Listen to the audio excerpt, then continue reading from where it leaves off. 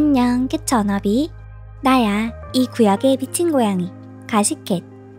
워너비들, 할리우드 장수 커플이 또 한 쌍 무너졌다는 소식이야. 바로 케이티 페리와 올랜드 블룸 이야기지. 올랜드 블룸이 제프 베이조스 결혼식에 혼자 나타나고 시드니 스윈이랑 수상한 산책까지 포착됐잖아. 몇 달 동안 캐터넷을 뜨겁게 달궜던 결벌설이 결국 사실이 됐어. 지난 7월 3일 두 사람이 공동 성명을 내고 공식적으로 헤어졌다고 발표했지. 9년이나 연애하고 딸 데이지도 낳고 심지어 약혼까지 했는데 갑자기 파혼이라니. 대체 이들에게 무슨 일이 있었던 걸까?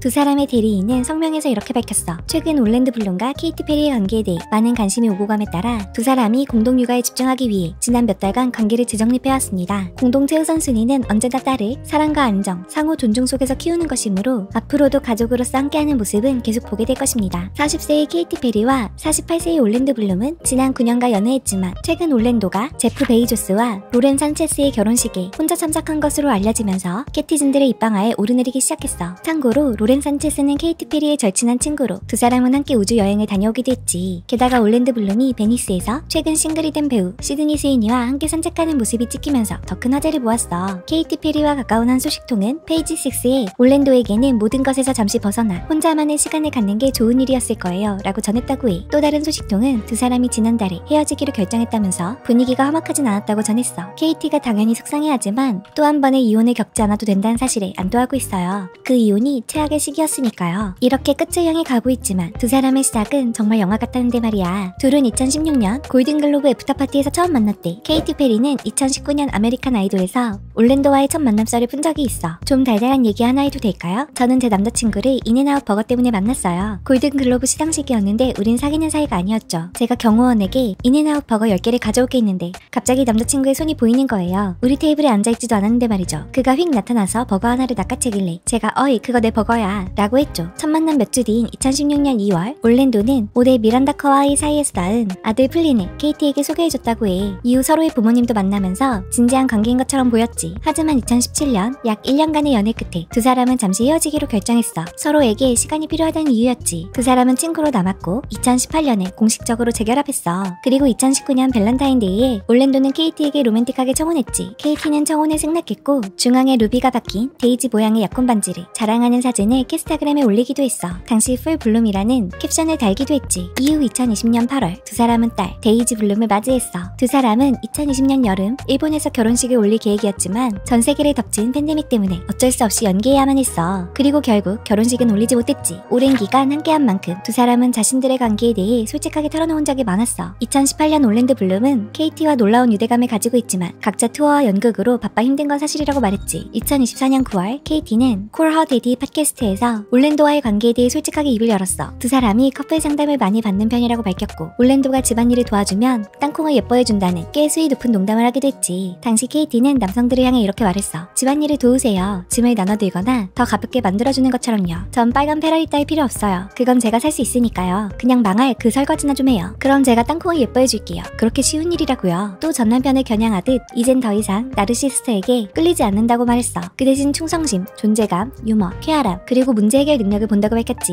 참고로 케이티 페리는 2010년부터 2012년까지 코미디언 러셀 브랜드와 결혼했었어. 두 사람은 영화 게린 투 더 그릭을 촬영하며 만났고 만난 지 단 4개월 만에 약혼했지. 하지만 케이티는 2011년 새해 전날 러셀이 이혼하자는 문자를 보낸 후 관계가 끝났고 그 문자가 그에게서 들은 마지막 소식이었다고 밝혔어. 당시 한 측근은 그들의 결별이 이해가 간다며 러셀은 지극히 지적이고 특이한 사람인 반면 케이티는 사생활을 매우 중시해요 라고 밝혔지. 현재 러셀 브랜드는 1999년에서 2005년 사이 4명의 여성을 성적으로 폭행한 혐의로 기소된 상태야. 그는 지난 5월 법정 심리에서 무죄를 주장했으며 재판은 2026년 6월에 열릴 예정이야. мя우웨이. 다시 올랜도와 케이티 이야기로 돌아와서 보도에 따르면 두 사람은 6월에 헤어졌다고 하지만 연초부터 무언가 잘못되고 있다는 징후들이 있었어. 지난 4월 케이티는 라이프타임스 투어 중 무대 위에서 눈물을 흘렸고 이 영상은 SNS를 통해 크게 확산됐었지. 또 몇 달 전 올랜드 블룸이 마이애미에서 또 다른 여성에게 추파를 던졌다는 제보가 페이지 6에 들어오기도 했었대. 소식통에 따르면 당시 두 사람이 이미 헤어진 상태였다고 하네. 있지. 6월 베이족스의 결혼식에서 한 소식통은 올랜도가 결혼식에서 아주 즐거운 시간을 보냈으며 사람들에게 다음에 뭘 할지 생각해야 한다고 말했다고 전했지. 한 소식통은 그들의 결별이 어느 정도는 우호적이었다고 말해. 개인적으로 그들 사이에 어떤 악의가 있었다고 보지 않아요. 너무 많은 일을 하는 두 사람의 문제일 수도 있죠. 투어를 하고 길이에 있다는 건 전혀 다른 종류의 힘든 일이에요. 오래 함께하길 바랐지만 소통의 부재가 영향을 미치고 대가를 치르게 하는 시점이 온 거죠. 또 다른 소식통은 딸 데이지에게 더 나은 환경을 만들어주기 위해 헤어졌다고 전했어. 어느 시점인가 데이지가 긴장감과 적대감을 느끼며 잘하지 않으려면 부모가 따로 있는 모습을 보는 것이 더 낫다는 것을 인정해야만 했어요. 하지만 헤어짐이 우호적이라고 해서 그게 힘들지 않았다는 의미는 아니야. 올랜도는 스위스의 정신과 의사인 칼 융의 인용문 여러 개를 캐스타그램에 공유하며 자신의 고통을 캐티즌과 공유해왔어. 외로움은 주변에 사람이 없는 것에서 오는 것이 아니라 자기 자신에게 중요해 보이는 것을 소통할 수 없는 데서 온다. 행복한 삶이라도 어느 정도의 어둠 없이는 있을 수 없으며 행복이라는 단어는 슬픔에 의해 균형을 이루지 못하면 그 의미를 잃게 될 것이다. 와 같은 내용이었지. KT와 가까운 소식통은 이렇게 전했어. 그녀가 또 한 번의 이별을 겪어야 한다는 사실에 마음이 아파요. KT가 원하는 전부는 일관된 사랑과 자신의 말을 들어주고 감정을 느껴주는 것이기 때문이에요. 하지만 파혼 발표가 난 지 불과 며칠 만에 두 사람이 완벽한 공동 육아를 선보이는 모습이 포착돼 캐터넷이 다시 한번 뜨겁게 달아올랐어. 케이티 페리와 올랜도 블룸이 4살 배기 딸 데이지와 함께 이탈리아에서 주말을 보내는 모습이 포착된 거야. 심지어 장소는 제프 베이조스의 5억 달러짜리 초호화 요트이었지. 그 외에도 카프리에서 딸과 함께 산책을 하고 아이스크림을 먹는 다정한 모습을 보였다고 해.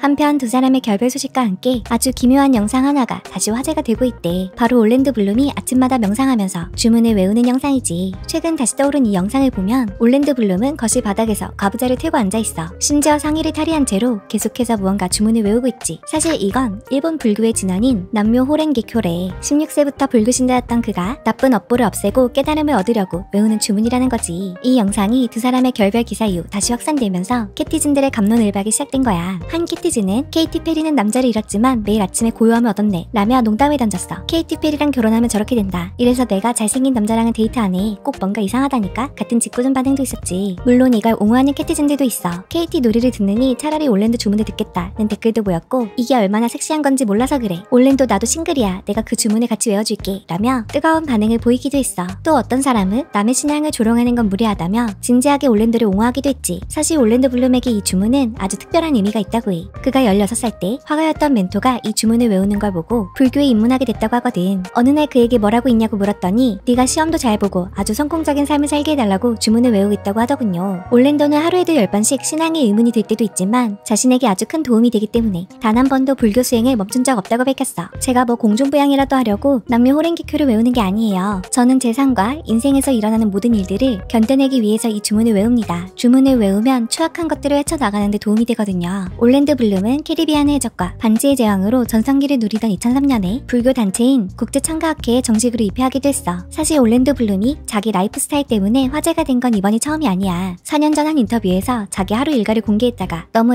LA스럽다면서 조롱을 당하기도 했거든. 당시 올랜도는 나 자신과 다른 사람들, 특히 소수자와 여성들을 위한 역할을 꿈꾸는데 많은 시간을 보낸다고 말했어. 또 당시 아기였던 데이지와 아이 게이징, 즉 서로 눈을 맞추는 것에 대해 열변을 토했고 매일 아침 20분씩 불교 주문을 외운다고도 언급했지. 식단에 대해서는 이렇게 덧붙이기도 했어. 저는 90% 식물 기반 식단이라서 진짜 좋은 붉은 고기는 한 달에 한 번 정도만 먹어요. 가끔 소를 보면 세상에서 가장 아름다운 존재 같다는 생각도 들고요. 워너비들 오늘 이야기는 여기까지야. 9년이라는 긴 시간을 함께하고 딸 데이지까지 둔 두 사람. 이 커플의 파혼에 대해 워너비들은 어떻게 생각해? 엑소엑소 가시켓.